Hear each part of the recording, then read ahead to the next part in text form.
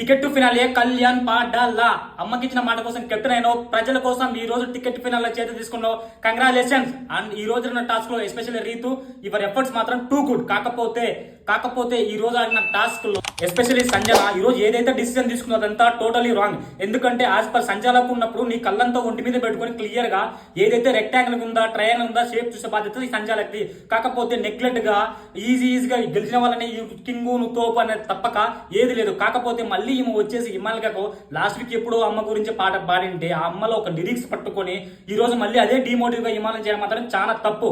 Ritu already సంచాలక్ నీకు finalise చేసిన తర్వాత మళ్ళీ వెళ్ళేసి నువ్వు దొంగతనంగా మళ్ళీ రింగ్ ఇక్కడ పెట్టుకొని ఏమీ తెలియదు యాక్ట్ చేస్తా మళ్ళీ ఇది ట్రయాంగిల్ అని పోర్ట్రేట్ చేసి బర్ని గారి మీద ఆరు చేయడం చంటపు. అలానే బర్ని గారు నువ్వు ఎప్పుడో జరిగిపోయిన దాంట్ని మళ్ళీ కళ్యాణ్ మీదకి తీసుకొచ్చి కళ్యాణ్ షౌట్ చేయడము, నువ్వు ఓడిపోయినప్పుడు నీ బాధ తరదిట్టమైతుంది, నీ బాధలకు వ్యక్తం చేయాలి తప్పక.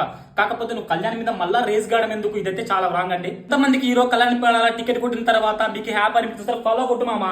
అలానే రీతు మాత్రం ఎఫర్ట్స్ టూ గుడ్. అండ్ మీలో ఎంతమందికి ఈ రోజు సంజన గారు సంచాలక్ గా రాంగ్ అని అనిపిస్తుందో కమెంట్ చేయండి. చలో బాయ్.